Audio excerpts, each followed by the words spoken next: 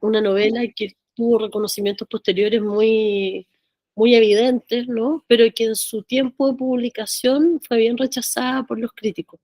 Hubo más rechazo que aceptación, hubo más rechazo que aplauso, y eso le parecía muy mal a, vamos a ver ahora, el autor del libro que les voy a comentar. Si quieres, Boris, sigue el siguiente, por favor. A Jack Green, que escribe este libro que se llama, bueno, lo tradujeron así, Despidan a esos desgraciados, eh, que es un libro del año 1962, que se reunió como libro posteriormente a la publicación. Él fue publicando en una serie sus críticas a los críticos en una revista, y después fue reunido como libro ese trabajo de él. Es un crítico que estuvo cercano a los beatniks, que estuvo cercano como a esa generación, y que se revela mucho ante la cuestión, ¿no?, de la banalidad, la superficialidad de algunas críticas que veía en torno al libro eh, que ya les mostramos de Gadis, y dice sobre todo esto, ¿no? Que volvemos a la idea de Raymond Williams, volvemos a la idea de Adorno, pero ahora ya en un ámbito que es mucho más pop. El crítico no es un escritor de solapa, no, y para fundamentar esto que está viendo él en la crítica, como les digo, hace un acopio enorme. El libro es bien hilarante, es bien divertido porque llega a ser increíble, insólito el nivel de las críticas. Él reproduce extensamente fragmentos, eh, y los va como desmenuzando, los va desbaratando. Yo solamente les voy a hacer una pequeña síntesis de los que son los lugares comunes más recurrentes, ¿ya? Boris, si puedes pasar a la siguiente. Sí, bueno, ahí está un poco lo que les contaba, la historia de este libro. La revista se llama Newspaper, así en minúsculas. Y bueno, leyó 55 reseñas, ese dato exacto no me acordaba, 55 reseñas en torno a los reconocimientos. Si puedes seguir, Boris. Dice esto: dos críticos admitieron que no habían terminado de leer el libro, que es un libro grueso, un volumen extenso. Un crítico cometió 7 pifias en una sola reseña. Otros muchos dieron incorrectamente el número de páginas, año, precio editorial, autor y título. A todo esto hay que añadir errores increíbles, como confundir diabético con adicto a los narcóticos. No sé cómo pudo ocurrir eso. Un crítico escribió su reseña copiando parte del texto de la paja del libro y parte de otra reseña. O sea, la holgazanería también de muchos de estos críticos es lo que aparece a la luz. Otro dijo que el libro era repugnante, malvado, soez, ahí viene el crítico ético, ¿no? Y que convenía que se le lavara la boca con lejía a su autor. Otros se mostraron despectivos o condescendientes. Sigue, por favor, Boris. De 55 reseñas que tuvo en su tiempo en los años 50, dos, a modo de ver de Green, fueron acertadas. El resto eran chapuceras e incompetentes. Bueno, esta es traducción española, chapuceras. Chapuceras e incompetentes por su incapacidad de reconocer la grandeza de esta obra. Una sugerencia constructiva y a modo de síntesis: despidan a esos desgraciados. Es la recomendación de Jack Green al ver el estado de la situación, ¿no? Además les puse ese recorte, el señor dificultad, el señor difícil, la literatura del riesgo. Claro, la lectura de Gadis es una lectura difícil, y creo que se hace más evidente la cantidad de problemas que puede tener la crítica cuando se está ante ese tipo de literatura, en que de hecho hay críticos que reconocen no haber leído, ¿no? Que incluso lo deslizan en sus reseñas, no haber terminado un libro e igual estar reseñando, lo que realmente no debería ocurrir. A mi modo de ver, no debería ocurrir. Si no te terminas el libro, no puedes dar cuenta de él cabalmente. Sigue, por favor, Boris. ¿Cuáles son los clichés que se repiten más en estas lecturas, ¿no? ¿Cuáles son los lugares comunes? La extensión es una. También son rellenos o muletillas de la crítica que muchas veces están ahí, digamos, como para sustentar o para sostener el espacio crítico semana a semana o periódicamente. Hay cuestiones que se repiten y que en realidad no informan nada, no dicen nada sobre un libro. La cuestión de la extensión, ya vamos a ver a qué se refiere cada una, la cuestión de la ambición, las alusiones cuando se trata de una primera novela de un autor, como las suposiciones que eso entraña, la falta de disciplina de los escritores, la erudición como algo también un factor que puede llegar a ser negativo, la dificultad, la compasión, lo negativo que puede tener una novela y el hecho de que las novelas no tengan desenlace, que no haya un desenlace claro del argumento. Puede seguir, Boris, por fin. Vamos a revisar muy rápidamente todos estos. Ustedes saquen cuenta si han incurrido en alguno de sus textos. Yo por lo menos al hacer mi propio mea culpa me he dado cuenta que sí, que hay algunas cosas que uno tiende como a comentar un poco de manera muy inconsciente, pero que hay que tener atención precisamente con esas cuestiones. Y una de estas es la extensión de las obras. Em, Plantea Green que son clichés que son muy irracionales. Eh, Dice, ¿no?, que leer un libro largo no es más arduo que leer 5 libros cortos. Esa queja que podría haber por la extensión de un libro no le parece que sea del todo racional. Y además hay como un conformismo que nos pone en un lugar medio incómodo. O sea, si un libro es demasiado extenso hay un problema, ¿no? Si un libro es breve en extremo, también parece que algo le falta. Si el libro tiene 200 páginas, no se dirá nada sobre la extensión, pero tal vez podría haber un problema con la extensión. Y ese problema con la extensión podría tener que ver, ¿no?, con que si bien es una extensión razonable, una novela de 200 páginas, efectivamente puede que le sobren 100, ¿no? Eh, o que le falten, no sé. Es tan relativo, tan subjetivo, tan intrascendente finalmente ese comentario, que lo de la extensión no tiene mucho propósito. Ahora, se los digo porque de todas maneras, cuando uno conversa hoy con críticos, con gente que trabaja en este ámbito, de hecho lo escuché hace no mucho de parte de un periodista cultural, que planteaba que echaba de menos las novelas de antes, esas novelas extensas, novelas realistas, novelas que tenían 500, 800 páginas, porque hoy día se están escribiendo novelas fragmentarias, breves, eh, como si en rigor esa mayor extensión ofreciera o fuese una garantía de una mayor construcción de un universo narrativo, como si hubiese mayor exactitud o hubiese, ¿no?, un mayor logro artístico por eso.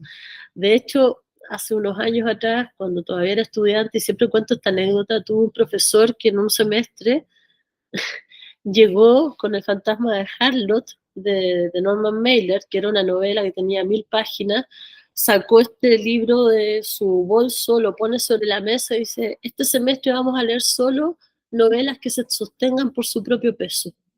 Y ¡tac!, puso El fantasma de Harlot, 1000 páginas. Y así como El fantasma de Harlot nos hizo leer El jardín de los 7 crepúsculos, que tenía, no sé, 700 páginas. Yo creo que lo más corto era El nombre de la rosa de Humberto Eco en ese curso, ¿no? Tenía como una obsesión con el novelón, ¿no? Como, y bueno, había otras obsesiones también ahí, pero, pero claro, ese gesto que tiene algún humor, ¿no? Vamos a leer cosas que se sostienen solas, creo que igual está todavía latente en muchos críticos, ¿no? Esa idea de que como que nos falta, como que echamos de menos, ¿no? Noche de Metales levantó la mano. Boris, comenta.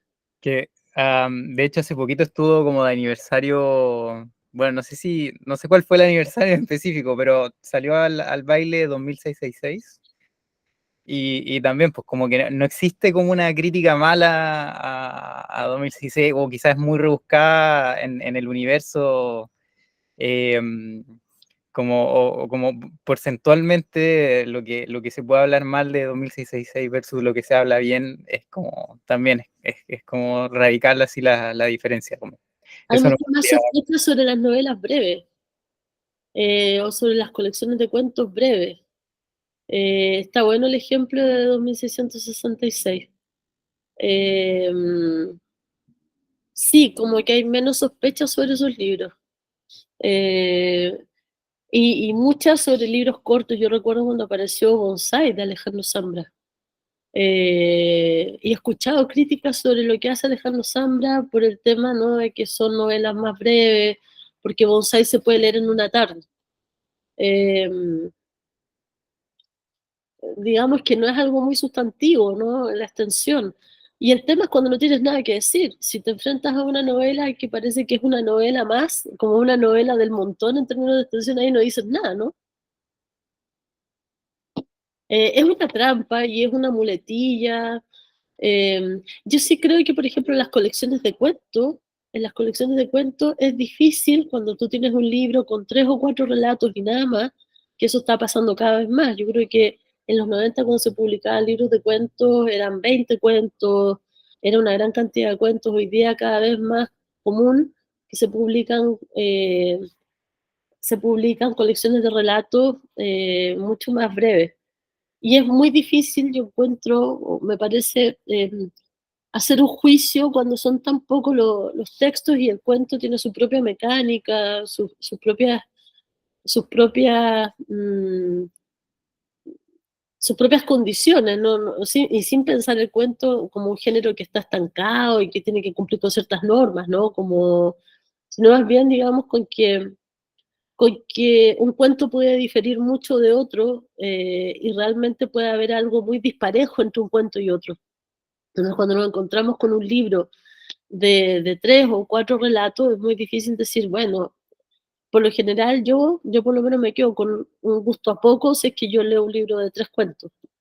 Em, te cuesta un poco ahí dirimir. Pero en el caso de la novela, donde hay un proyecto que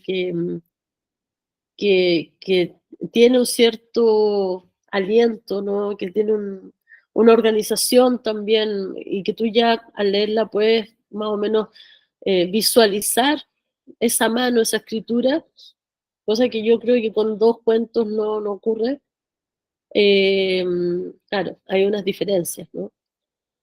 Y más ahí yo diría que no es tanto la extensión, porque también hay relatos o libros de relatos que los relatos son largos, que son casi novelas. Entonces también tú ahí puedes ver la mano. Tiene más que ver con que sean pocos, con que no haya esa variedad que puedes tener en un libro de relatos con 12 cuentos, con 15 cuentos. En fin, pero es algo que les estoy comentando que es muy anecdótico tal vez, pero que siempre está presente. Si quieres pasamos a la siguiente para no detenernos acá y alcanzar a hacer algunas lecturas. La ambición literaria, ¿no? A veces se les critica a los escritores su excesiva ambición literaria y otras veces se les critica por lo contrario su falta de ambición, su escasa ambición, ¿no? Finalmente, ¿es bueno o no es bueno tener ambición literaria? eh, Ese juicio como que entraña otras cosas, ¿no? Y también tiene que ver con que la ambición, cuando existe, esté fracasada, ¿no? O sea, si un libro nos parece que no termina de cuajar, que no está bien formulado, ¿no? Claro, podemos aludir a una ambición pero me parece también que es muy malvado, ¿no? Como criticar la ambición del libro. No, más que porque estás criticando, eso es una crítica un poco ad hominem, estás criticando al sujeto que escribe, al escritor, por su ambición, ¿no? A mí me parece que eso como que está un poco fuera de lugar. Tú puedes decir que un texto resulta bien, que no resulta bien, y medir las ambiciones de un texto es tratar de aprender es tratar de adivinar las intenciones de sus autores. Eh, es muy difícil, me parece a mí, y muy poco, eh, sí, como que hay cierta maldad en eso, ¿no? Decir esto es demasiado ambicioso y no se la pudo. O decir, no, esta narrativa está bien, pero es modesta, ¿no? Hay una falta absoluta de ambición. Y pone aquí algunos ejemplos Green de esto, ¿no? Y dice, además de poner muchos ejemplos sobre Gadis en particular, porque es un texto que efectivamente era un texto muy, no solamente voluminoso, sino que también un texto muy enciclopédico, un texto muy erudito, con muchos personajes, con muchas situaciones, con muchos elementos que tenían que ver con la historia del arte, con la filosofía, con, en fin, miles de temas. Eh, Fue muy criticado por eso, ¿no? Por la cuestión de la ambición literaria. Diego, ¿tú quieres decir algo? Sí, me estaba acordando ahora, como editor, en verdad, este comentario, que revisa estas reseñas que llegan, creo que hay algo como que pega en el palo de la ambición y que siempre lo devuelvo un poco, que es como esta idea como de la ruptura, que de repente como que se sobrevalora o se subvalora en función de una idea como de ruptura, que de repente en las críticas dice más como de las lecturas del crítico que de lo literario de la obra. Totalmente. Me acuerdo, no voy a decir nombre, pero estaba pensando, no sé, eh, una reseña que revisé hace un par de semanas que decía algo así como que tal novela era como rupturista en el sentido que me parecía que tenía que ver con, no sé, como con exhibición de la violencia o una cuestión medio escatológica, y como que parecía que esa era la novedad, y en el fondo yo tuve que poner ahí como notitas así como, no entiendo, pues si estamos, si esa es la ruptura como exhibir violencia o cuerpo y genitales, en el fondo esa cuestión seguía haciendo hace 60 años, 70 años, incluso o más, un siglo. Entonces como que de repente, claro, hay una cuestión que es como no sé si un fallo del criterio o de repente simplemente una falta de justificación, porque a lo mejor como que hay que afinar un poquito como qué es lo que se quiere decir, pues como qué es lo novedoso, o a lo mejor, o de repente, no sé, pues hay un panorama que se está leyendo como el lugar de manera como media rara, al Hay menos. muchas cosas que revelan al crítico. Una es la que tú dices que es su horizonte expectativa, ¿no? Como que aparezca con una idea de la novedad que no parece suficientemente fundada, pero hay muchas otras cosas. El otro día yo leí una reseña con la que estaba muy de acuerdo en muchas cosas, pero llegué al punto en donde establece una comparación.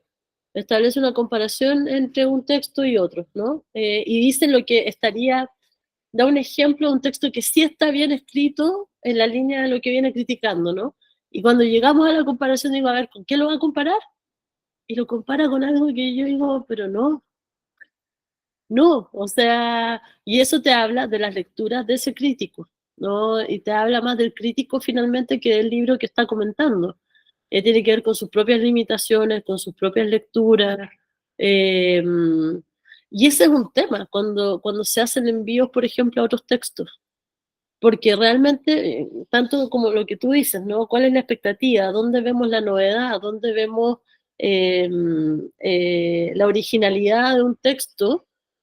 Habla mucho de esa enciclopedia o de esas lecturas que trae el crítico, pero también cuando tiran nombres, cuando hay otros nombres, ¿no? Cuando hay comparaciones, cuando hay inscripciones también en movimiento o se le quiere distinguir el texto de algo ya leído, ¿no? En todos esos momentos estamos como en zonas que son arriesgadas, ¿no? Y es donde tú puedes ver al lector, que el crítico es. A mí me acuerdo, como ya para terminar, una anécdota. Sí, A mí sí, una vez no. un profe de la U me dijo así como, estábamos conversando como nuestras novelas favoritas con un profe.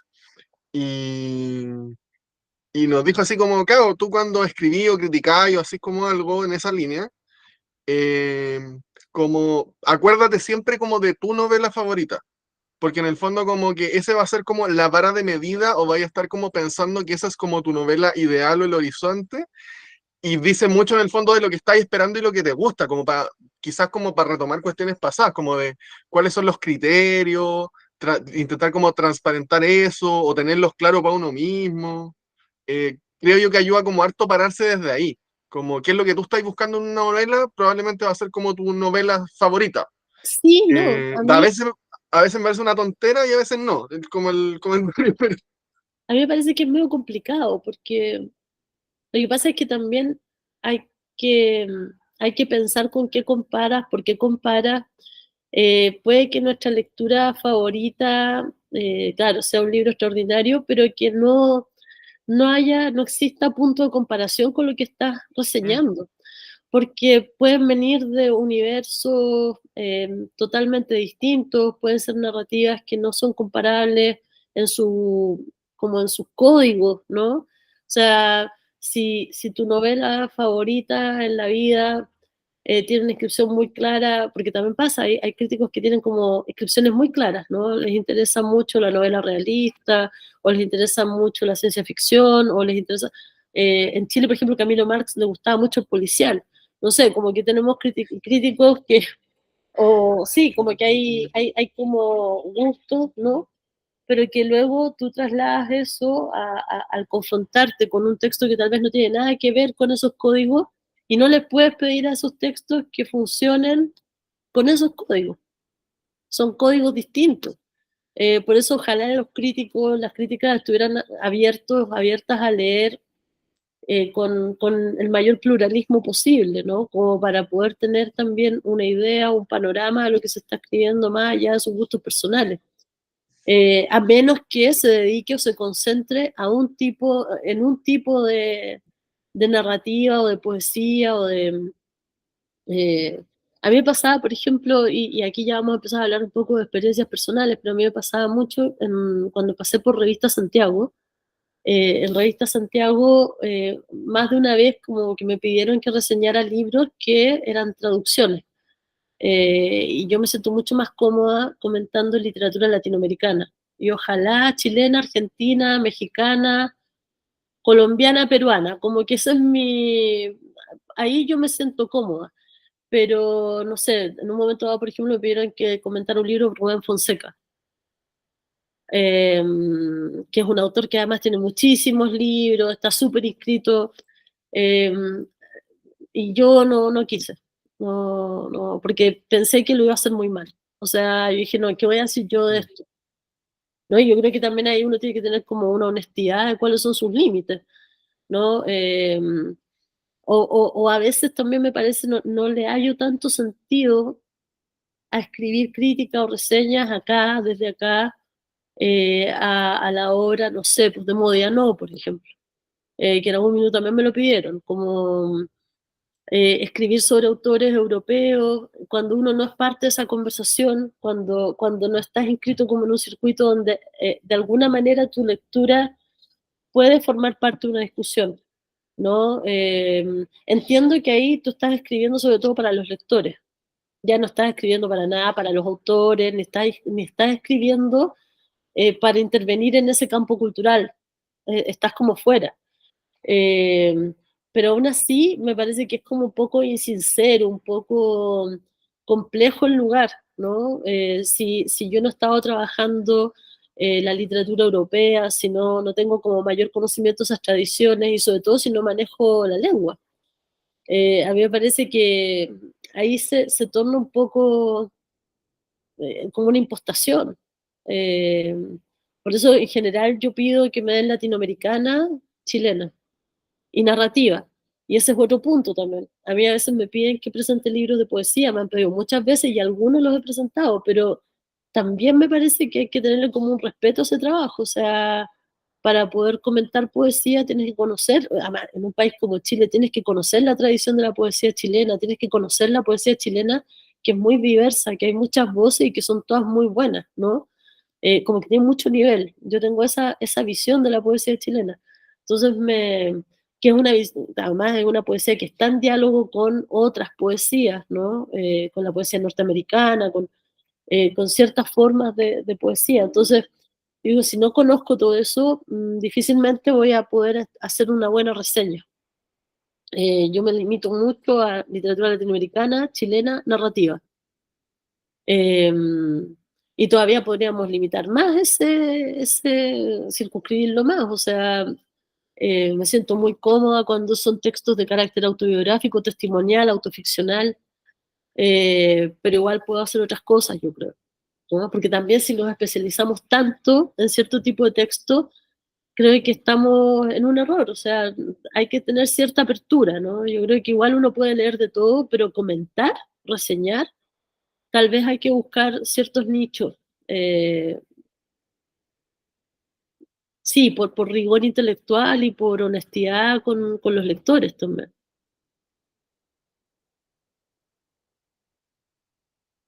porque se nota lo que tú dices. Se nota cuando no tienes los puntos de comparación, se nota cuando no tienes una idea clara de lo que es original o lo que no, ¿no? Y bueno, y también esos juicios, yo también me parece que hay que tratar de evitar la idea de la originalidad si es que no está muy bien fundamentada en qué es original, ¿no? Tenemos siglos de literatura, ¿no? Por lo general, todos los temas ya se han tocado. El tema de la novedad o de la originalidad ahí viene en los diálogos que se establecen con otros géneros, en los guiños que se hacen con otros soportes, en fin, yo creo que sí puede haber cierto nivel de novedad, pero tienes que fundamentarlo muy bien. Tal vez es mejor hacer otros recorridos por los libros. Si, seguimos, Boris, a menos que tengan otro comentario. Bueno, la cuestión de la primera novela. Celebrar o denostar la aparición de una primera novela, plantear que se espera algo, hay una expectativa de la segunda novela. También dice que está el cliché de la segunda novela, ¿no? En la segunda novela generalmente lo que se dice cumplió con lo que esperábamos en la primera, ¿no? O no, nos decepcionó respecto de la primera novela. Es una condena, ¿no? Es como que mal escribir una primera novela para que se queden en eso, en que es una primera novela. O críticas que parten así, ¿no? Está bien para hacer una primera novela. Bueno, pero si fuera una segunda o una tercera o una cuarta novela, ¿estaría bien o no estaría bien? ¿Dice algo eso de un camino de lectura, de un recorrido por el texto? Creo que no dice mucho, en eso estoy muy de acuerdo con Green. También eso rellena espacio, finalmente en una reseña. Sí se puede informar a los lectores de que esto es una primera novela, ¿no? O que hay obras anteriores, o que tal vez este es el primer texto que un autor escribe en otra tesitura, o que es la primera incursión en la novela después de varias incursiones en el cuento. Pero eso como información, ya luego juzgar un libro en cuanto primera novela, tendríamos como que comparar con muchas otras primeras novelas. Se dan cuenta que hay como algo ahí que no funciona, me parece, a mi modo de ver, también. Sigue, Boris, por favor. La falta de disciplina. Le leo una parte nada más de esta crítica, que es de un crítico que además acusaba de falta de disciplina al autor, pero él mismo confesaba en su reseña que no había terminado la novela, ¿no? Eh, Seguramente el material debe estar conectado en su cabeza, pero en este caso las conexiones constituyen un misterio para mí. Jamás había encontrado en una novela una falta de selección como la que aquí se manifiesta. Tal vez en su cabeza hay conexiones, ¿no? Y esto muy de la mano con una novela que fue difícil de entender. Yo recuerdo un caso, creo que puedo comentarlo, ha pasado ya tiempo, de una lectura que me pareció insólita. Si lo encuentro se los puedo mandar para que ustedes mismos vean la reseña. Era Camilo Marx comentando La Resta. No sé si lo leyeron hace mucho tiempo. Camilo Marx comentando La Resta, había, por ejemplo, ahí una relación de pareja, dos mujeres, y decía que una era la madre de la otra, en vez de la novia o la pareja, ¿no? Por ejemplo, cosas así. Planteaba cada dos palabras lo difícil que era hablar de esta novela, que no se comprendía esta novela, y aún así trataba de reconstruir el argumento y bueno, salvo esos errores que me parecían muy extraños, reconstruía el argumento, ¿no? Pero después volvía a decir, no, pero esta novela es muy hermética, ¿no? Ahí la banda Diego. No, es de antología, porque la castiga mucho por su hermetismo, al mismo tiempo que la está como contando, ¿no? Y es un falso hermetismo, a mí no me parece que La Resta sea una novela muy hermética. Hay dos narradores, hay dos voces narrativas, eh, hay una trama que creo que se entiende perfectamente, pero había una resistencia ahí del crítico a la lectura, y creo que en gran medida eso es lo que pasa. Uy, suena un carro de bomberos acá, no sé si ustedes lo escuchan. Yo lo escucho muy fuerte, bueno, ahí pasó. Eh, hay a veces resistencia de los críticos a tratar de entender un texto, ¿no? Una voluntad también que tiene que haber para esa lectura. Y a veces esa falta de voluntad también se percibe cuando hay estos juicios como del hermético, tú dices, bueno, tal vez requiere una segunda lectura, pero tal vez no requiere tanto más. O sea, es curioso, bien curioso, y gracias por mandarla, Diego. Léanla, léanla. No ha dado tiempo para leer varias reseñas, pero bueno, a ver si esos materiales los pueden revisar después. Claro, dice Green que si acaso no serán más indisciplinados los críticos, que de 38 citas, de 10 o más palabras, dice 25 están mal reproducidas. Se dedicó a contrastar con el libro. O sea, vio cómo estaban citándolo y encontró citas mal hechas.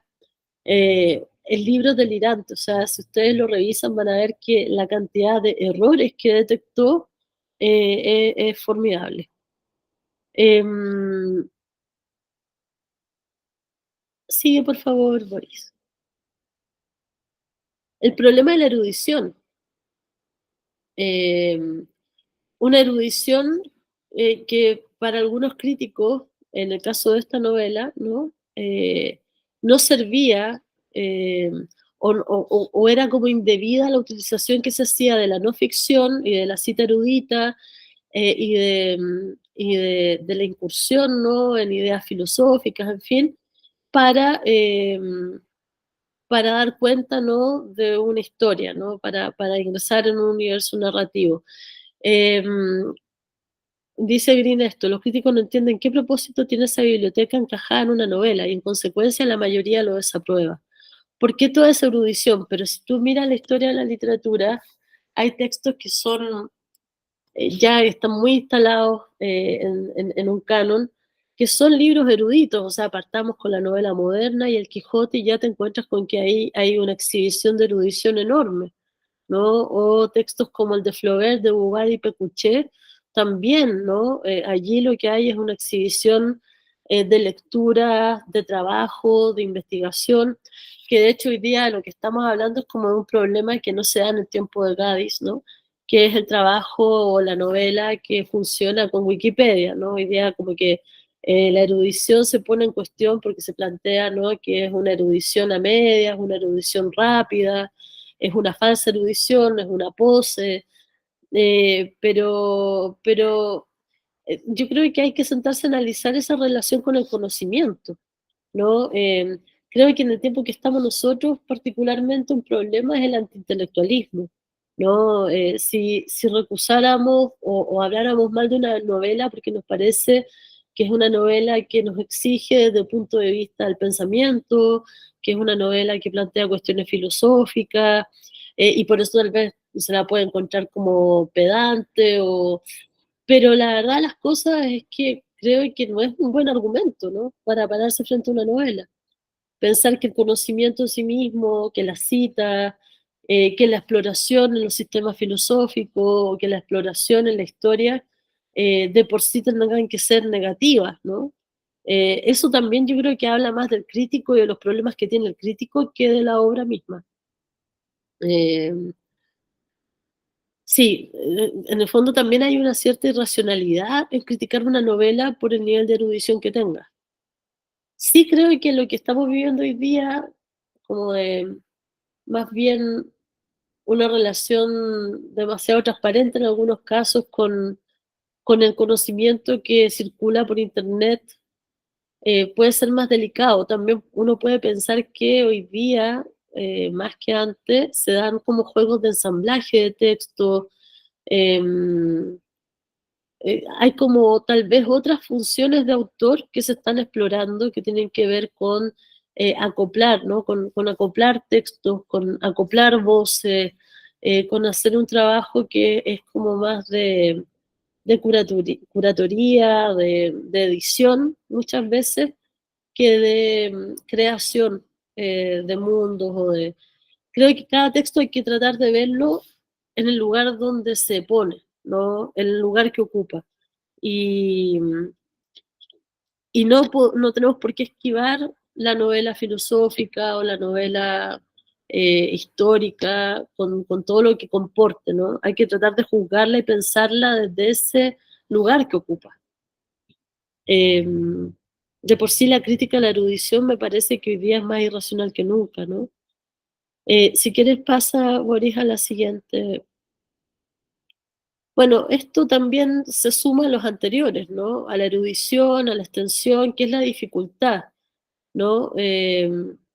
¿Por qué tiene que ser preocupante? ¿Por qué tiene que ser preocupante la dificultad de una novela? ¿Por qué resistirse a la dificultad de una novela? El ejemplo que les ponía Camilo Marx también es válido aquí, ¿no?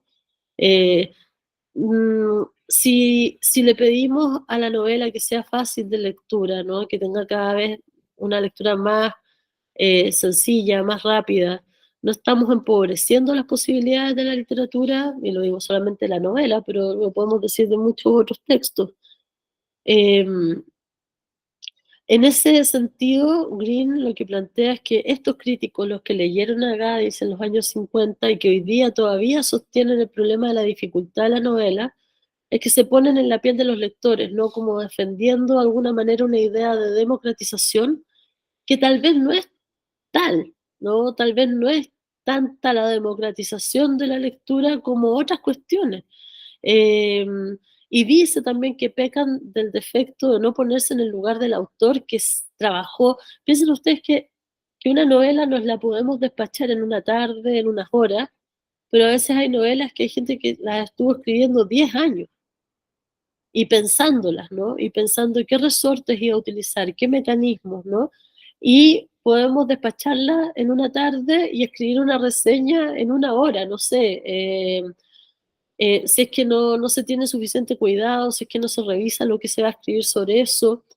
Eh, claro, ahí hay un problema, ¿no? Y el problema o la consecuencia de todo esto es que acabemos como abaratando o mediocrizando ese espacio cultural.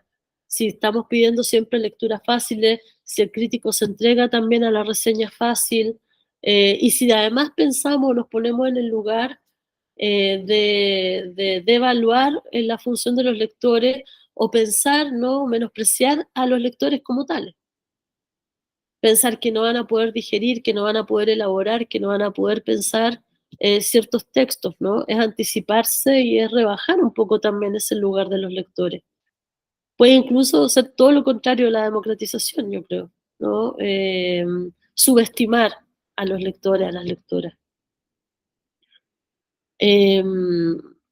Bueno, ahí Green va lanzando distintos dardos contra los críticos, ¿no? Habla del crítico velocista, ¿no? Les da distintos nombres a los críticos que aborda en particular. La mayor parte en ese tiempo todavía eran hombres, además, aunque hay algunas mujeres también que reseñaron ese texto. Sigue, por favor, Boris. La cuestión de la identificación. Esto me interesa particularmente hoy. Una de las críticas que le hicieron al autor de los reconocimientos. El señor Gades parece saber todo lo que se refiere a sus personajes, todo excepto cómo conseguir que conmuevan nuestros corazones. Para ocultar la ausencia de este ingrediente crucial a toda novela, o quizás para mostrar su desprecio por ello, nos atosiga con palabras, palabras y palabras. Green dice que esa idea de algo conmueve nuestros corazones puede moverlo al vómito, ¿no? Como, ¿por qué tendría una novela que conmover nuestros corazones? Eh, ¿Por qué la novela tiene que estar inscrita como en ese tipo de relato, ¿no? ¿Por qué tiene que mover ese tipo de afectos y no otros? ¿No? Porque una novela tiene que ser compasiva con sus personajes y no irónica. De hecho, hay novelas que se sostienen sobre la crueldad con los personajes.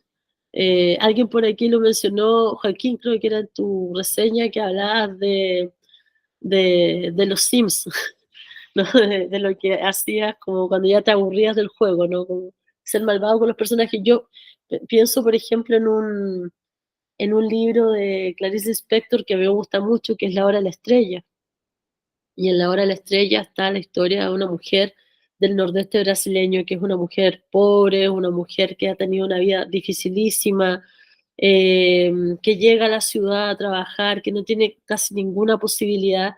Y en nota a pie de página está la figura del escritor comentando todo sobre este personaje, un personaje que maneja, que controla, al que mueve a través de la ciudad, al que lleva a enamorarse de un tipo que es un mal hombre, en fin, le sucede una tragedia tras otra, y como lectores asistimos a todo eso, ¿no? En La Hora de la Estrella.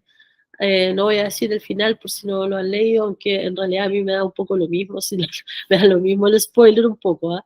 Lo importante es que lean cómo va esa novela, cómo lo trabaja, pero el final es muy trágico, pero se está trabajando con eso, se está trabajando con eso, con esa omnipotencia de un narrador, se está trabajando con eh, cierta idea de futuro muy precario que puede tener este personaje, y en ese sentido es muy hermoso, un personaje que aún así, con toda la vida que tiene, ¿no?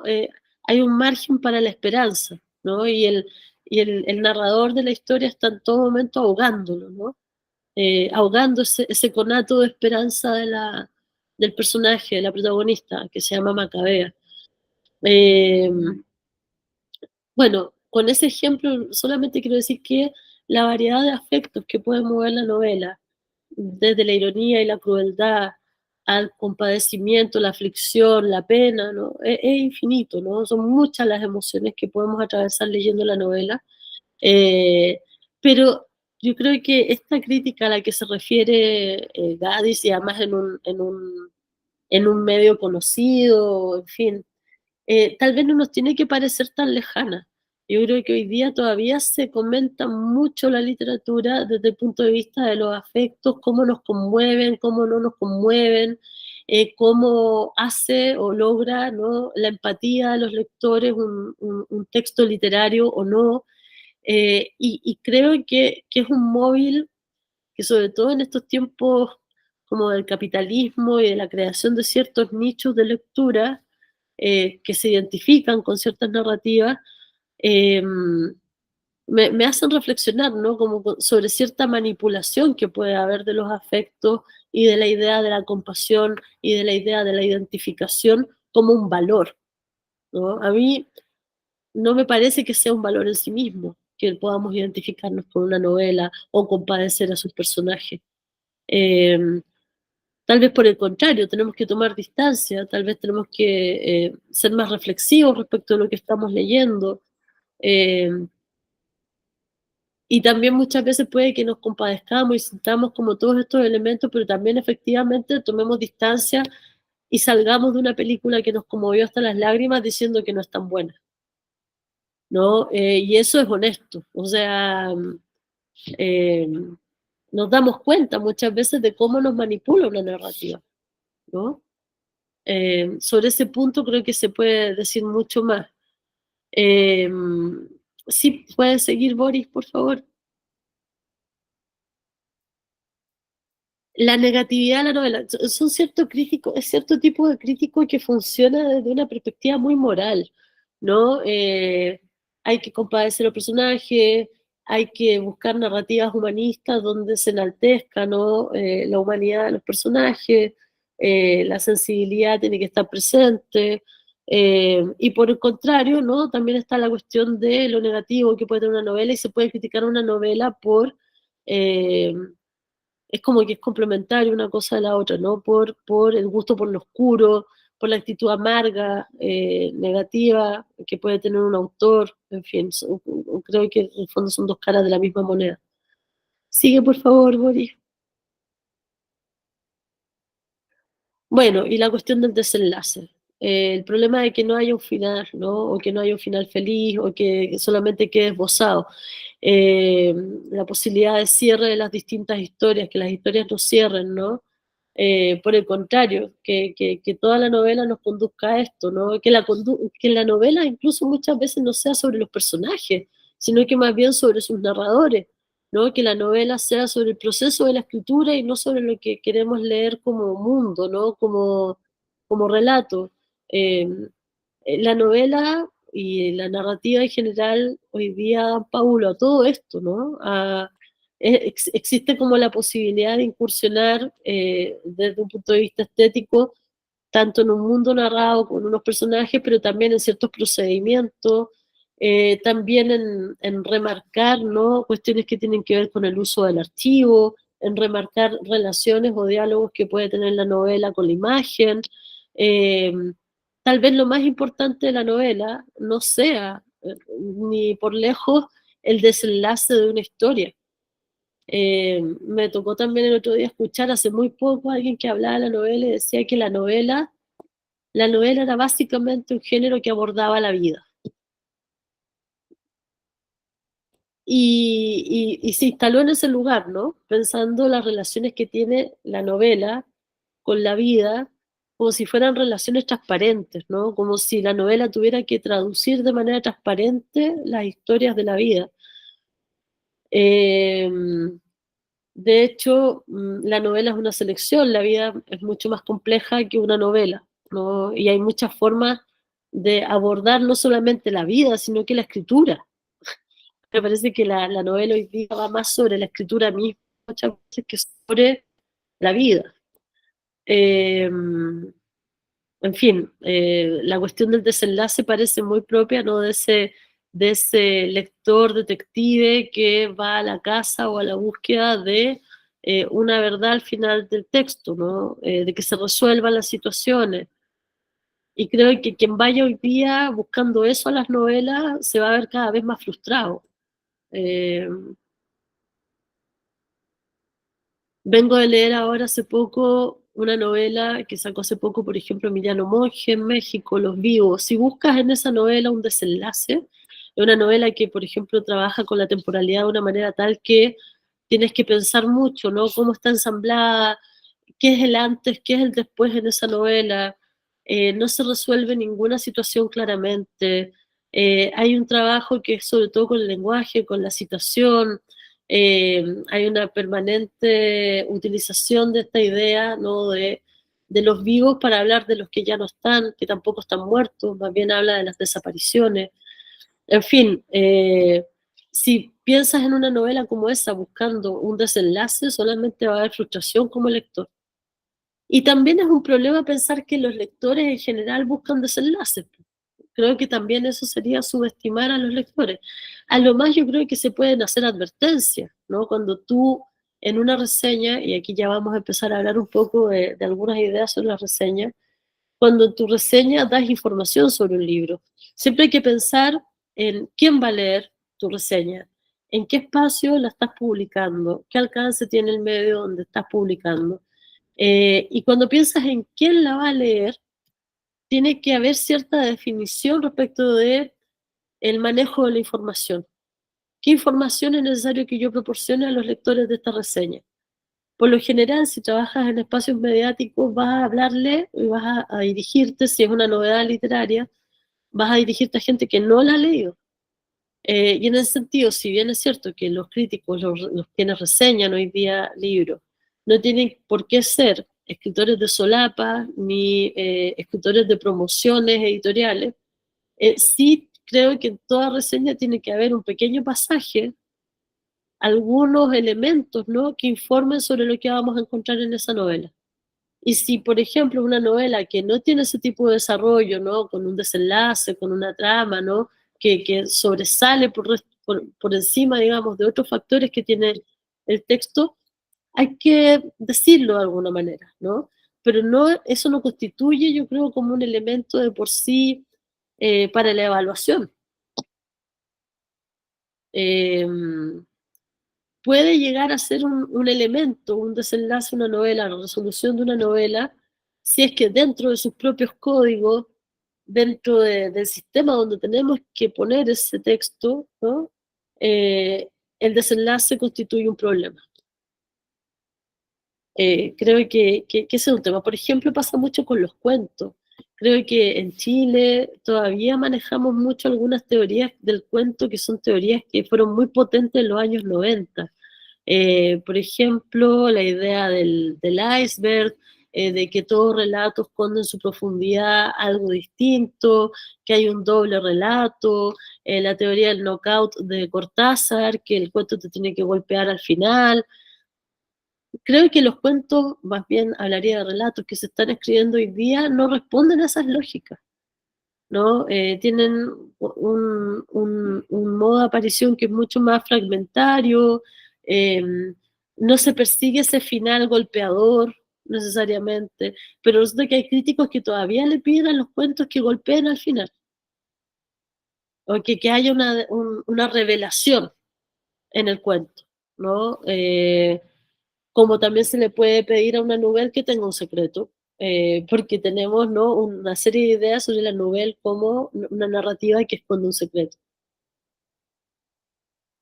Creo que son códigos que se imponen y que son temporales, que son históricos, que son contingentes, y que es un problema cuando se proyectan más allá, ¿no? Como normativas, ¿no? Como una especie de, de deber ser de la narrativa. Eh, y ahí es donde yo creo que hay que poner banderas rojas y donde hay que tener precaución, ¿no? En lo que le pedimos a un texto. Y por eso te decía, Diego, que poner como modelo tu novela favorita o el texto, lo que te decía este profesor, como el texto que más te haya gustado, y pensar qué es lo que nos movió en ese texto, qué es lo que nos gustó de ese texto, cómo lo hizo el que lo escribió, no es suficiente. No es suficiente o se hace insuficiente cuando te encuentras con narrativas que están en otros códigos. Eh, Temporales, que tienen claramente otras intenciones.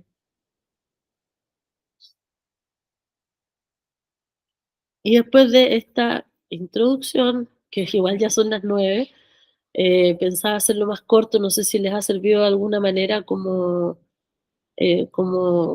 para ir aterrizando un poco las ideas, ¿no? Ya pensando en la escritura. Eh, no sé si alguno quiere leer su texto y que lo comentemos, que demos algunas ideas. Varios de ustedes lo mandaron. eh, Algunos se restringieron a la extensión, otros mandaron textos un poco más largos porque no vieron como el tema de la extensión. También los leí, también les comenté. Me parece que salieron cosas bien valiosas.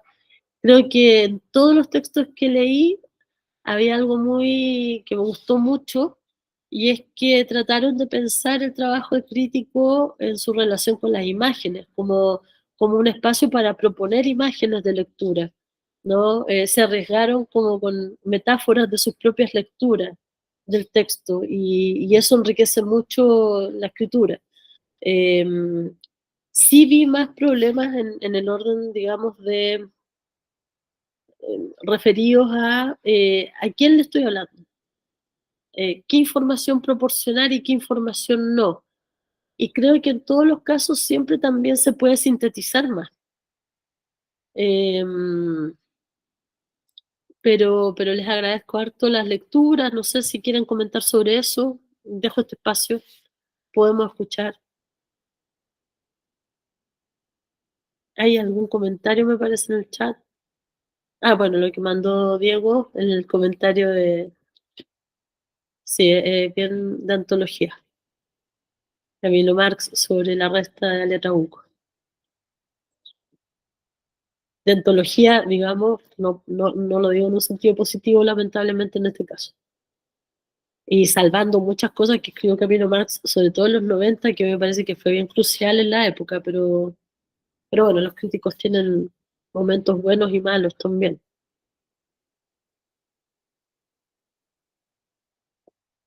Joaquín, ¿te vas a lanzar a la piscina?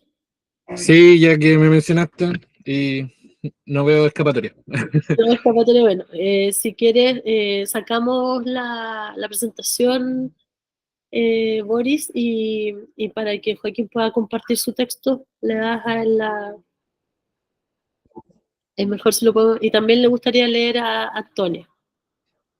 Ya. Los dos son textos breves, así que yo creo que alcanzamos. Si quieren, lo que podemos hacer es que leamos los dos y después hacemos los comentarios. Joaquín primero y luego Antonio. Ya. Voy a leer. No sé si me ven. No sé si ve el texto. Sí, bueno, lo vas a poner con mis comentarios, ¿no quieres leer el tuyo así limpio? Es que tendría que buscarlo. No, da igual, a mí Si quieres, yo lo tengo acá como a mano, si quieres te lo puedo presentar. como tú prefieras. Es porque si lo lees con mis comentarios tal vez te lo veas más. La Pero son verdad es cosas que muy chiquitas. sigamos así, en honor al tiempo. El horror encapsulado. Salón de Belleza de Mario Bellatín funciona como uno de esos ejercicios de grima de los que habla Bolaño en 2666. Contenidos y perfectos, en contraposición de los combates reales. Esas obras torrenciales pobladas de sangre y fetidez que abren camino a lo desconocido.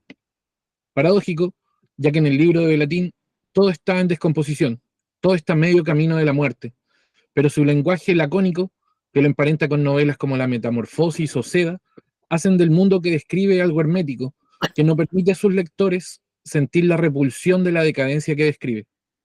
Tal como en la séptica película Perfect Days de Wim Wenders, que nos cuenta el día a día de un limpiador de inodoro japonés, sin jamás mostrar el excremento con el que trabaja, acá, el hedor de la enfermedad nunca termina de emanar de la obra. El mal que describe el autor vive encerrado y seguro dentro de una cápsula, como los virus en un laboratorio chino de enfermedades infecciosas. El libro nos presenta un mundo pequeño, frío y de límites definidos, donde lo que está más allá de ellos no es de nuestra incumbencia. Personajes sin nombre ni agenda que ven la vida a través de un cristal sucio que refleja sus propios rostros, los superpone sobre esa inmundicia y les devuelve la mirada. Pareciera que el libro busca eso mismo con sus lectores, un procedimiento similar al que usa Michael Haneke en Funny Games, donde después de hacer pasar a sus protagonistas por escenas tras escenas de un horror gráfico y sin sentido, el joven villano rompe la cuarta pared y dirigiéndose al espectador, le pregunta si se está divirtiendo, dejando en claro nuestro papel pasivo y cómplice en la violencia proyectada. Invariablemente, cuando con mis amigos jugábamos a los Sims, después de crear una vida, rellenar su casa con los artículos más caros que nos ofrecía el juego y lograr una familia nuclear tradicional, cual dios aburrido más que colérico, desencadenábamos una serie de desastres sobre la vida de nuestros protagonistas que harían compadecerse al mismo Job. Cuando esto pasaba, era una muestra inequívoca que nuestro interés en el juego había pasado. Quizás ya pasó el tiempo donde la cita de Baudelaire que abre la novela de Bolaño antes mencionada tenía sentido. Quizás ya el horror dejó de ser la única distracción posible del tedio de nuestros tiempos. Pareciera que, encapsulado el mal, desprovisto de su pestilencia, nuestros sentidos se adormecen y, acostumbrados a convivir con él todos los días en nuestra precaria realidad sudamericana, se vuelve un lugar común más, como una panadería de barrio o un salón de belleza.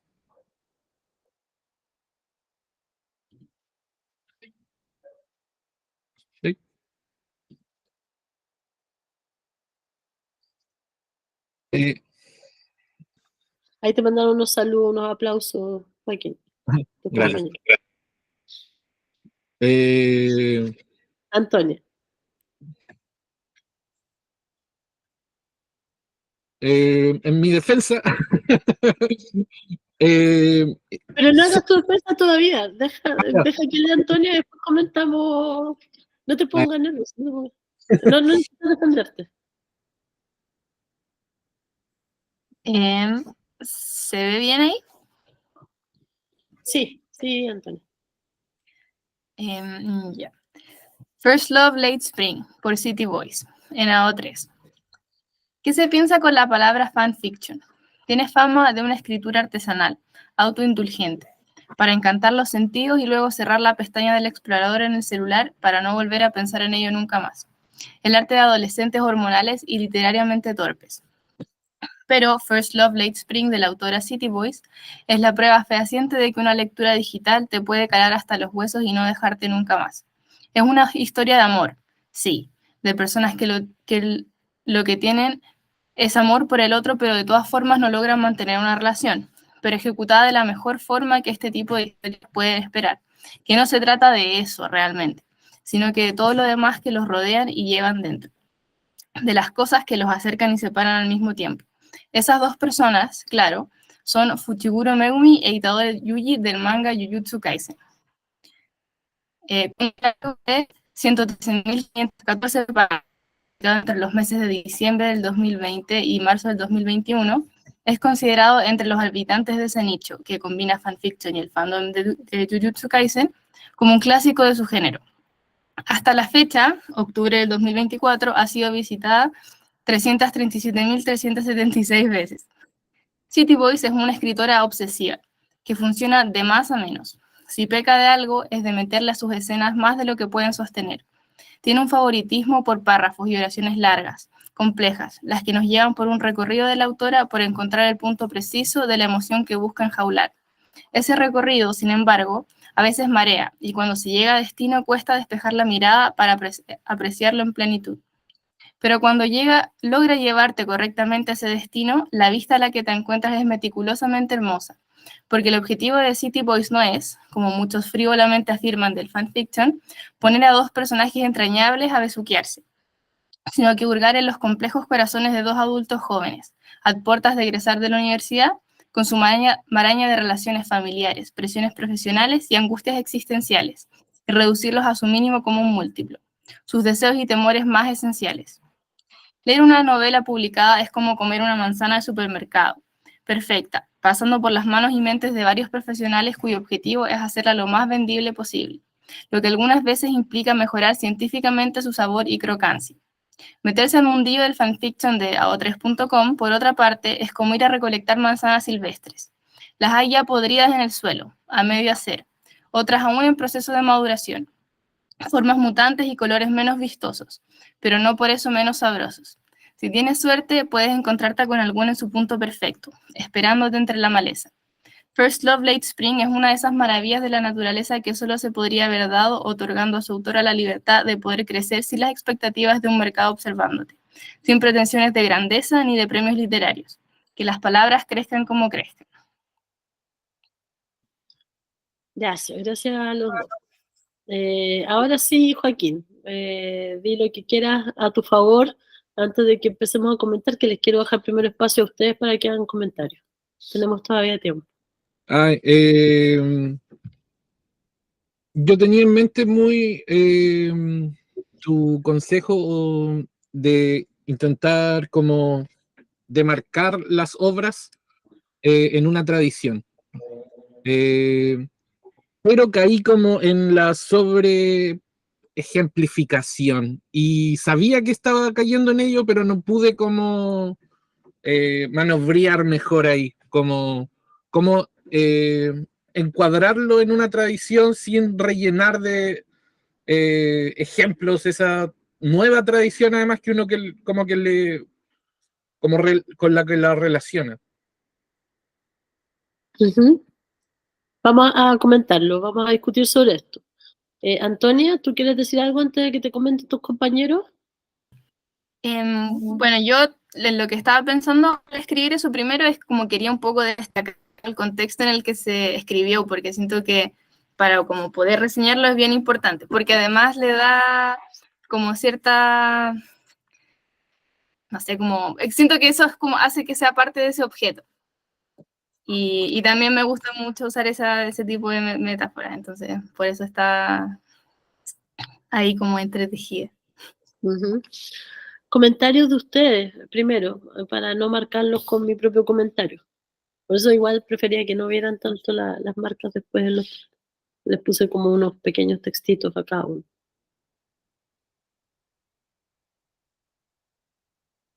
¿Quién se atreve? ¿Quién empieza?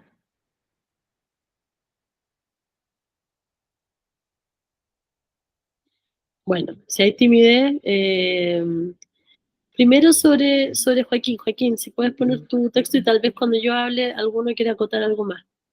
Si puedes ponerlo de nuevo, y de hecho me gustó mucho escucharlo y vi algunas cositas que no les había notado, de hecho, como algunas repeticiones. Siempre el primer consejo de verdad, para la escritura es dejar reposar el texto por lo menos un par de días y después leerlo en voz alta, porque te das cuenta de que hay repeticiones. Sí, yo pero igual como que tenía que mandarlo el viernes. Sí, sí. Ahora, lo aconsejable, el problema es que siempre se trabaja con poco tiempo, pero también creo que en la medida que lo vas practicando y que vas escribiendo, como que se convierte en un hábito, esa falta de tiempo ya no te juega tanto en contra, porque ya estás más acostumbrado, te fijas más. Ahora, igual yo siempre trato de mandar, antes de publicar, por lo menos que lo lea alguien más. Yo tengo mi lector, ahí, y yo también soy lectora de algunas personas. Entonces, como que hay que buscarse eso, porque No. a uno siempre se le pueden ir cosas, pero si lo puedes colocar, Joaquín, de nuevo. Lo que yo le decía a Joaquín en primer término es que está todo bien con la selección, Salón de Belleza, Mario Bellatín, o Bellatín, te había observado también que usas tilde para el apellido, que no la lleva. Mariano Enríquez, todos le ponen, por ejemplo, tilde y no lleva tilde. Que es una cosa pequeña, pero que igual a mí me pone un poco neurótica con el tema de las reseñas, ¿no? Como que tiene que estar el nombre, el título del libro, siempre me da mucho miedo equivocarme con esas cosas. Pero lo primero es, ¿por qué Salón de Belleza o por qué escribir una reseña hoy sobre Salón de Belleza? ¿No? Como que tendríamos que pensar cómo reubicar ese texto. Por eso también te decía, dar el año de publicación y también pensar qué es lo que está pasando con Salón de Belleza que amerita una reseña hoy. Si hay una reedición, si apareció otro texto del autor, si apareció algo, por ejemplo, podría ser una película como Perfect Days que te hace volver a visitar Salón de Belleza porque te hace pensar en un procedimiento que es común a las dos obras, y a propósito de esa película tú quieres hablar de Salón de Belleza. En fin, como que creo que es una reseña que parte de una premisa, como hay que reseñar un libro, que es como el ejercicio para el grupo, Sí. pero el ejercicio completo hubiese sido pensar por qué escribo sobre este libro ahora. Claramente es una relectura o es una lectura de un texto que ya tiene sus años, tiene sus recorridos.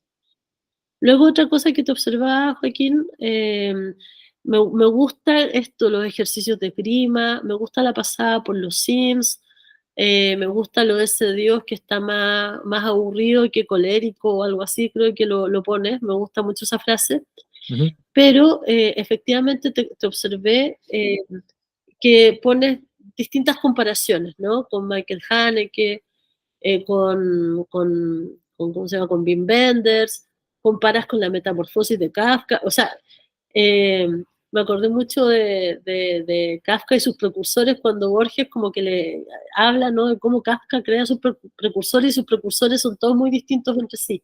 Pero creo que esto no es hablar de los precursores, es hablar de sintonías o de relaciones que podría tener este texto con distintas obras culturales o producciones culturales, y me parece que son todas muy disímiles, pero aquí no se produce como el cierre borgiano sobre Kafka, ¿me entiendes?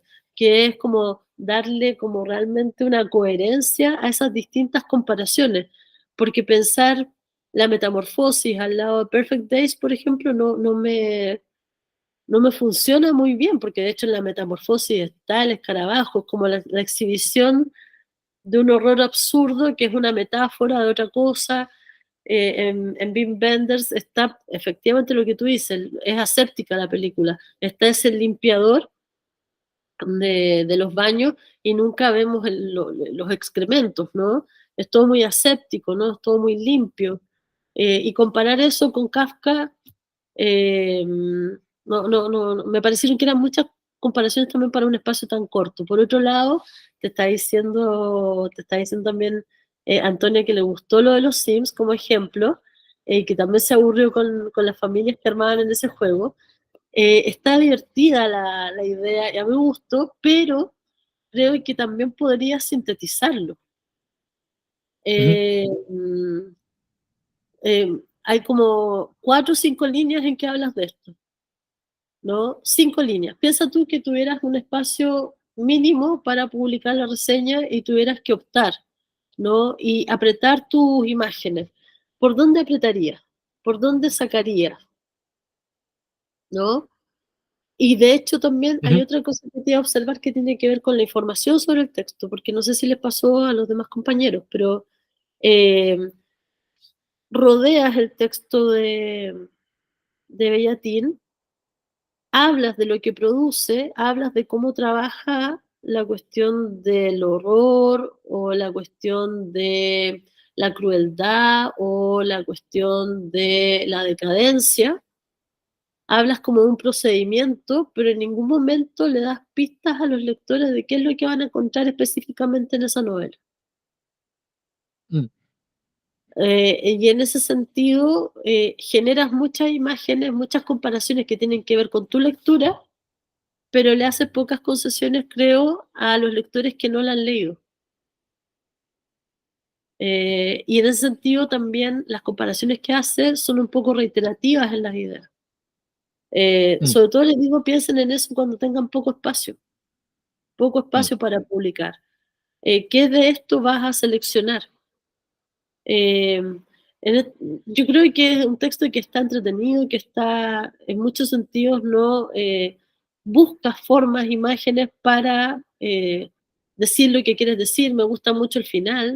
Todos los días en nuestra precaria realidad sudamericana se vuelve un lugar común más, ¿no? Lo de la violencia, la pestilencia, el mal, ¿no? Pareciera que me gusta sobre todo esa última frase, pareciera que encapsulado el mal, desprovisto de su pestilencia, nuestros sentidos se adormecen y acostumbrados a convivir con él todos los días en nuestra precaria realidad sudamericana, se vuelve un lugar común más, como una panadería de barrio o un salón de belleza. Es muy redondo ese final, pero faltó pasar por salón de belleza metiéndonos un poco más en el mundo de Bellatín. O sea, de Mm. hecho eso no está ausente.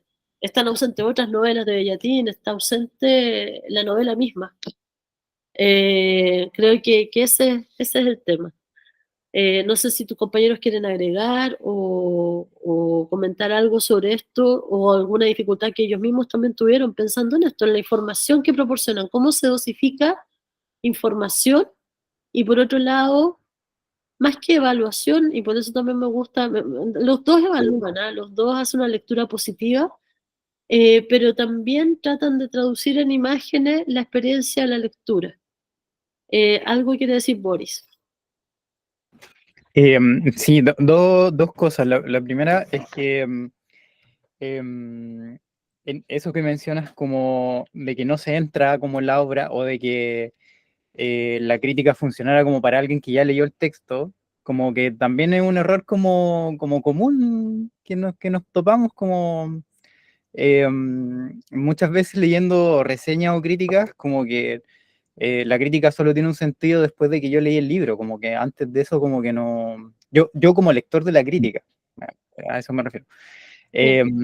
Como que antes no me arroja muchas pistas, entonces como que, claro, ahí me quedo con esa, me quedo como con esa sensación, pero tampoco lo vi como algo tan como claro, como de segundo orden, por llamarlo así. Y lo otro que cuando comentabas de que, claro, de cómo llegamos a la obra, de por qué llegamos a hablar de salón de belleza, eh, no sé si por ejemplo, a mí me gusta mucho el ejercicio que hace Pedro Mairal o Leila Guerriero, que empiezan a hablar de algo de ellos personales, por ejemplo, que salieron a correr, que se toparon con tal cosa, y desde ese punto generan como otro vínculo para llegar a un tercer punto donde hablan del libro. Entonces, pero justamente tú mencionabas como elementos como propios del libro, como edición, aniversario, entonces no sé si estaría como, no quiero ocupar la palabra correcto, pero le encuentras como más valor al hecho de que exista algo puntual del libro para poder armar una crítica, o también pueden hacer desde una experiencia así como personal o media ajena para ocuparla finalmente quizás como una excusa para poder hablar de ese libro. Sí, está buena la pregunta, gracias Boris. Mira, lo que creo es que el ejercicio que pueden hacer Leila Guerriero o Pedro Mairal responde como a otros códigos, porque son textos más cercanos como al columnismo del escritor. Luego llegas al libro después de contar esa experiencia autobiográfica, pero hay algo también en ese relato. Y el problema de eso es que es difícil de hacer. O sea, si estás recién escribiendo columnas, si recién estás escribiendo sobre libros, creo que imponerse además a escribir un relato interesante, ¿no?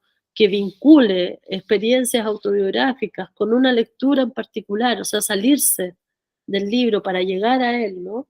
Es una modalidad muy ensayística, muy interesante, pero que creo que como ejercicio requiere, ¿no?, de una habilidad, de una destreza particular. No esperaba que ustedes hicieran ese ejercicio porque lo que les decía es que muchas veces se entiende eso del ejercicio autobiográfico como cuestiones muy pedestres o poco interesantes, ¿no? Como el día que abrí este libro, no sé qué, para llegar como lo hacen ellos, hay que hacer todo un recorrido. Ahora, los intentos los recorridos que hacen desde el autobiográfico, por ejemplo, lo de los Sims, a mí me parece que está bien.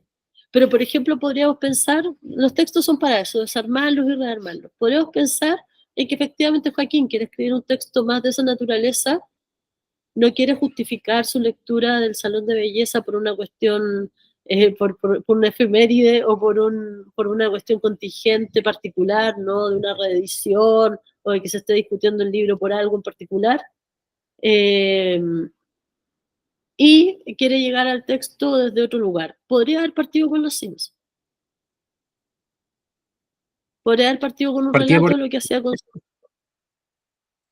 Podría haber sido eso, ¿no? Y me hubiese parecido como... Creo que es un buen comienzo para hacer algo más narrativo, para también escribir más una columna sobre el texto de Bellatín que una reseña. Ahora, yo les pedí una reseña y generalmente las reseñas son sobre novedades, sobre reediciones, sobre textos que se están revisando por primera vez y que la gente en general no los ha leído. ¿Por qué? Porque son novedades.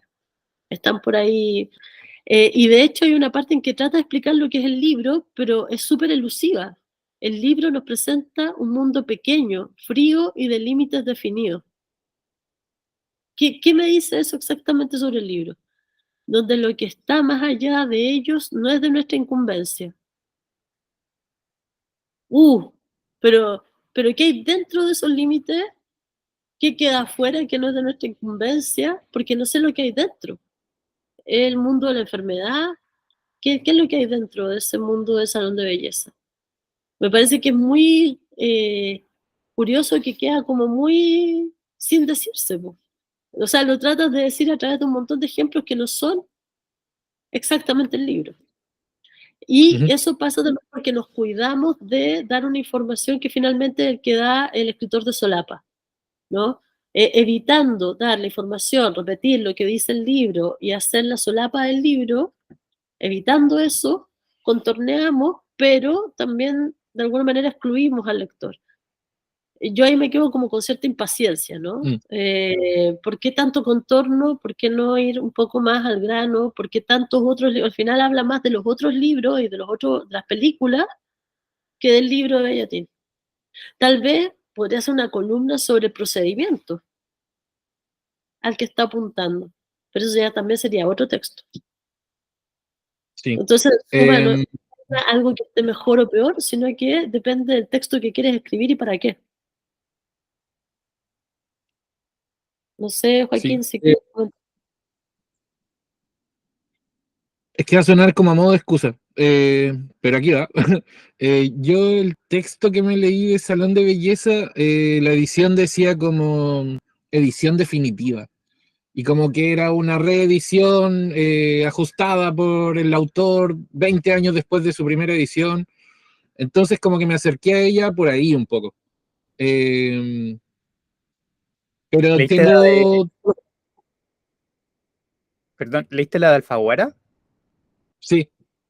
Ah, Y claro. después lo vi no sé, en la solapa que decía como 2022, ¿cachai? pero parece que tampoco era la primera edición de la, después descubrí, la primera edición de la reedición definitiva, entonces parece que realmente salió hace mucho rato. Pero bueno, entiendo ¿Quién todo. hizo esa nueva belleza? ¿Sí?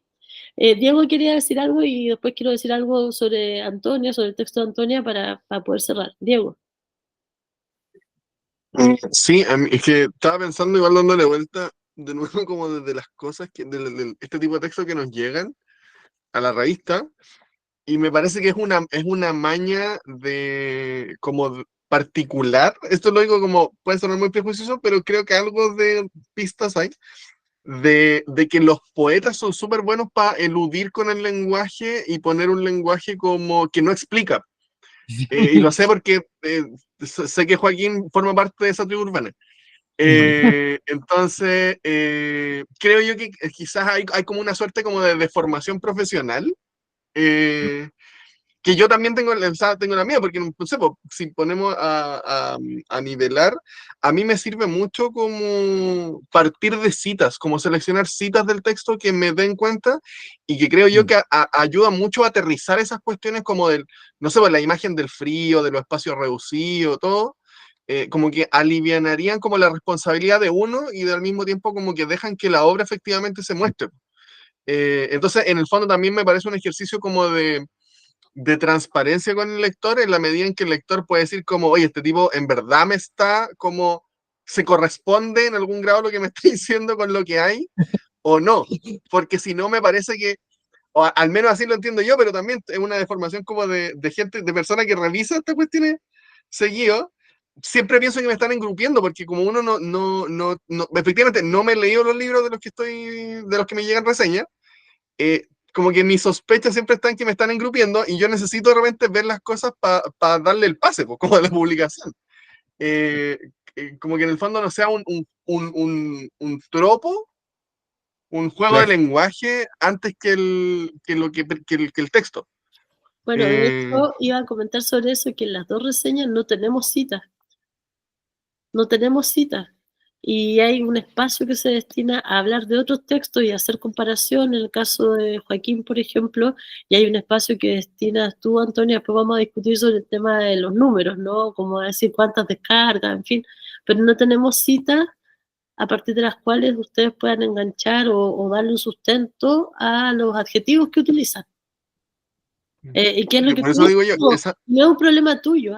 Yo creo que las reseñas tienen que reflejar, mostrar, tienen que mostrar, tienen que dar un lugar a ese texto, que no es solamente la explicación o la información o la síntesis, sino que también tiene que apoyarse en citas para poder llevar adelante su argumento.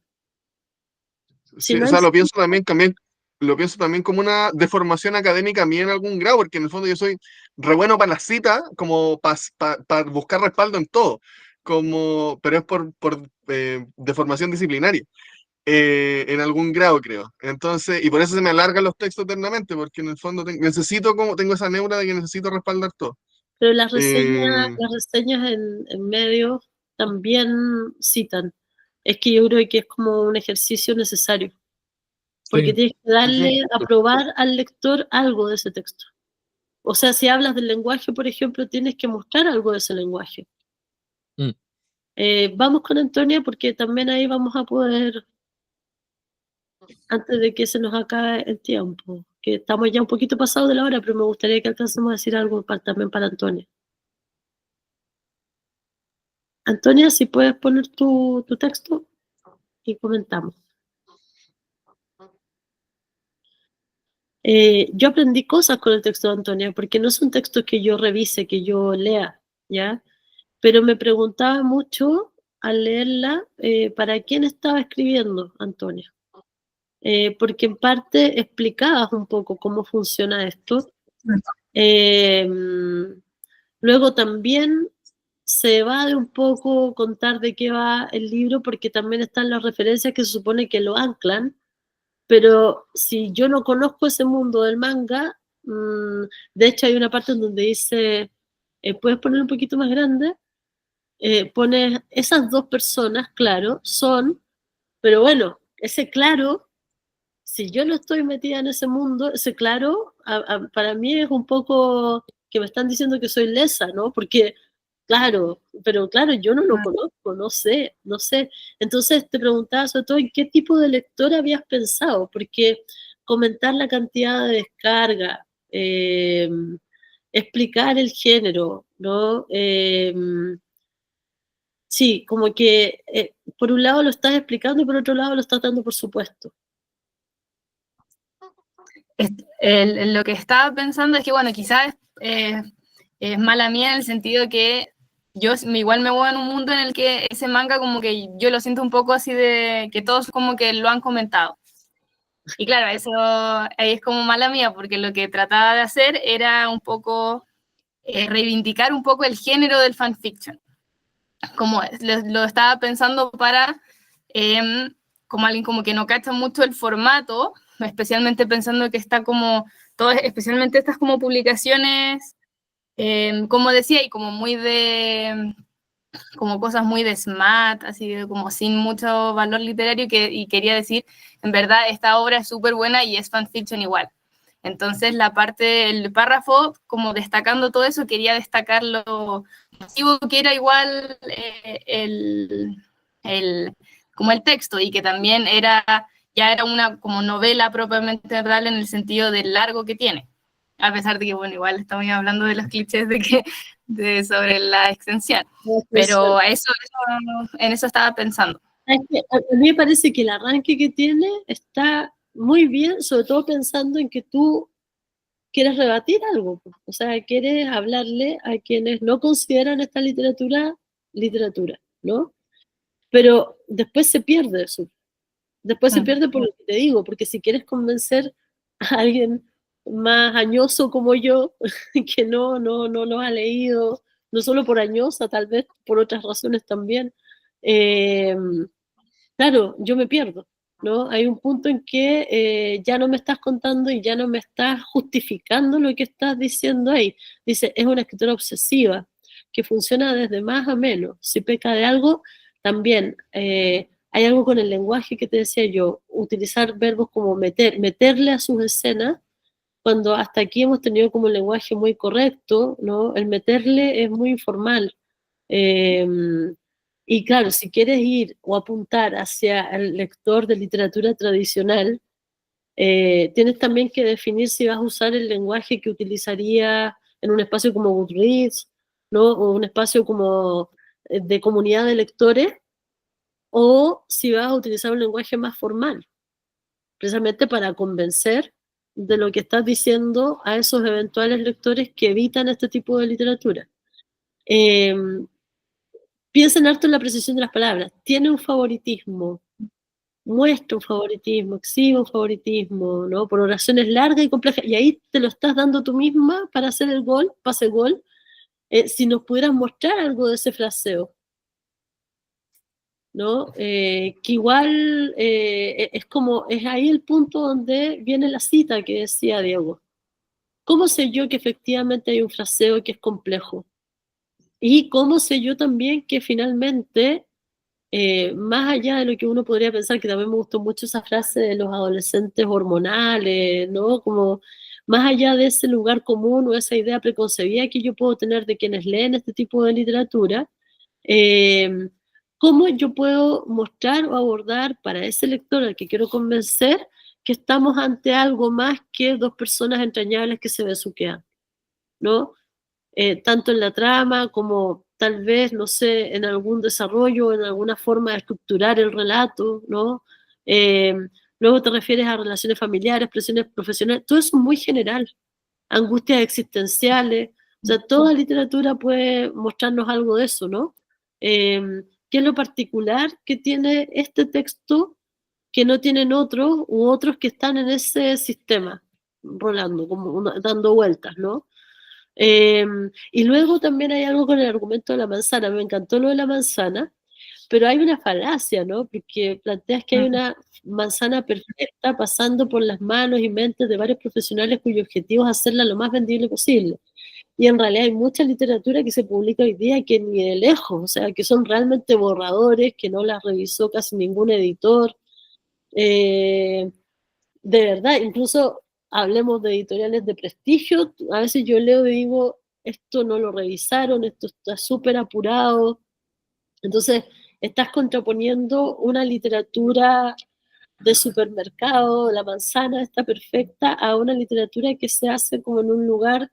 Sí me gusta la idea, ¿no?, de que es salvaje, ¿no?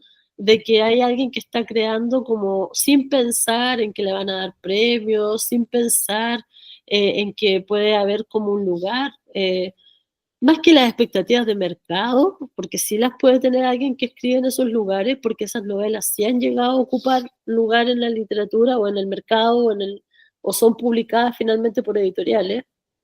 Sí podría haber sí, digamos, creo que hay una libertad creativa que puede haber en esos espacios que no está tan marcada por como el reconocimiento literario, ¿no? Y está bueno como la base de la comparación, pero como te digo, hay cierta falacia en la comparación. Sobre todo si quieres convencer a alguien que efectivamente lee esa literatura y que tú dices que es perfecta, porque está llena de imperfecciones. Es como muy maniquea la comparación, como muy binaria, muy... pero me gustó cómo está escrito, ¿no? Y en la frase final, que las palabras crezcan como crezcan, pero claro, todo eso tiene que estar acompañado de un fundamento, de más argumentos. Y creo que eso es lo que falta. También ese párrafo final es largo, ¿no? El desarrollo de la idea de la manzana le da un espacio, ¿no? Pero eso va en desmedro también del espacio que le puedes dar a explicar algunas claves de la novela a quienes no la han leído, ¿no? O a entender a esa autora a quienes nunca se han metido en ese espacio. Por eso voy a insistir harto en cuál es el espacio donde ustedes quieren. Piensen siempre en un texto, sea cual sea el ejercicio, y más si un ejercicio en un ámbito literario, piensen en dónde colocarían ese texto, dónde funcionaría el texto, dónde pensarían ustedes una reseña así. Hacer ese ejercicio de imaginación junto con pensar el texto. Hay que pensar quién lo va a leer. Hay que pensar a quién quieres convencer o disuadir. Las reseñas también a veces pueden ser disuasorias, ¿no? ¿A quiénes quieres disuadir? Y dependiendo de eso también tienes que pensar el lenguaje que vas a ocupar, el cuidado que tienes al seleccionar un verbo u otro. Y en tu reseña en particular en la escritura también, como Joaquín, había algunas repeticiones, pero por ejemplo hay mucho el adversativo, el pero. Y creo que ese adversativo, ese pero, está muy inscrito ahí porque es como que lo veo también en lo que nos has dicho ahora, como se las desestima, se las devalúa, pero hay algo bueno ahí, pero hay como una excepcionalidad que estás remarcando y que como que se pasó al lenguaje que ocupa. Pero no puedes usar tanto el adversativo. Hay que hacer afirmaciones. Yo creo también en este caso. No sé si tus compañeros quieren comentarte algo más, tal vez también han leído a la autora o el texto que tú reseñaste.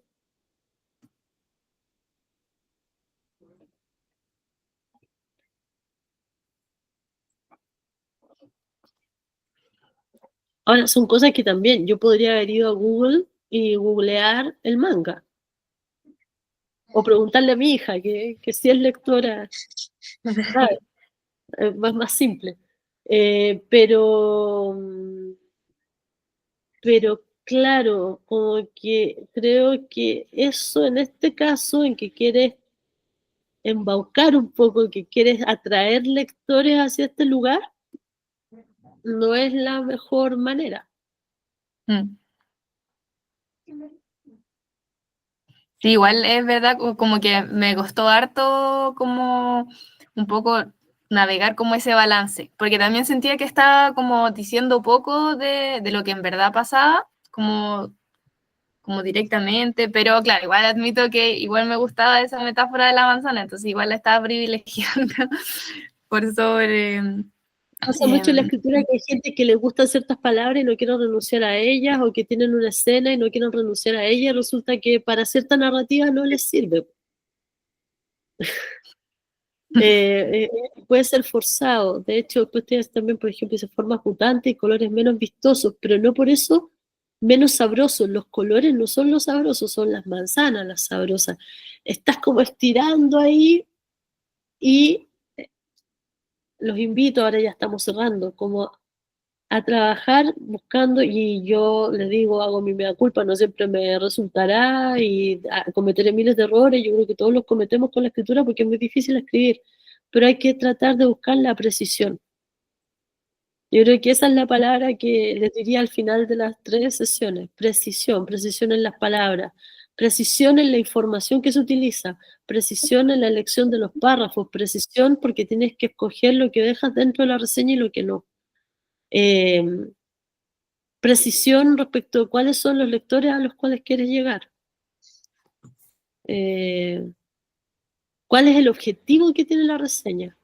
Tiene que partir de que la reseña no es algo que, no es como, bueno, voy a hablar de un libro. ¿Voy a hablar de un libro para qué? Voy a hablar de un libro para lograr qué cosa.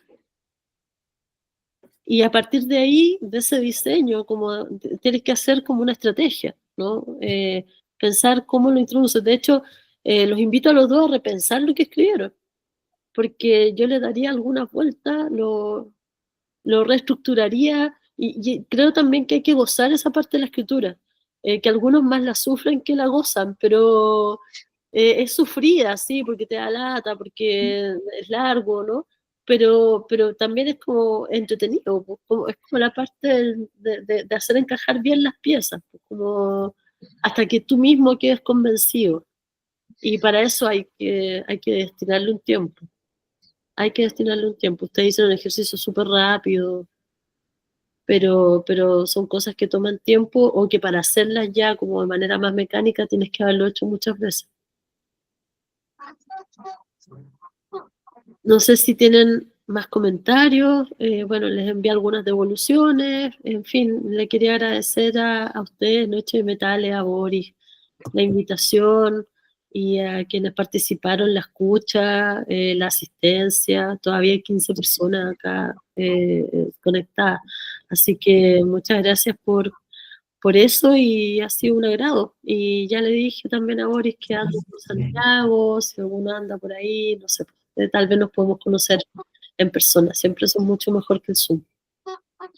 Sí, muchas gracias, Lorena. De verdad, también, bueno, tomé muchas notas, así que, y también me cuelgo de lo último de la precisión. Creo que es súper importante y, bueno, muchos paralelismos también en lo que tú hablabas, como que quizás con otras disciplinas en las que estamos metidos, así que, y muchas gracias por tu tiempo y también muchas gracias a todos ustedes, chiquillas, chiquillos.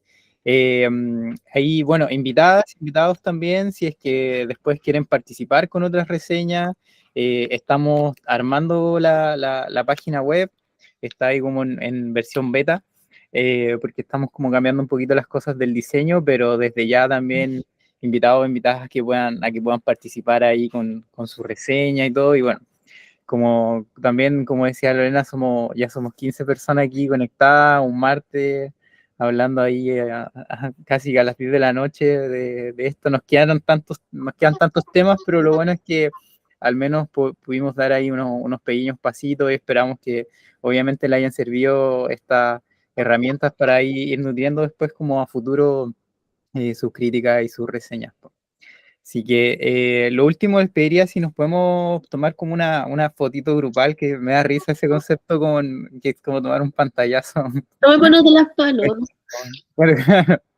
Así que si pueden prender la cámara un minutito, un segundito ahí para que los que puedan, y ahí hacemos una cuenta hasta 3. Sí, claro. Le agradezco también los comentarios que han ido dejando ahí.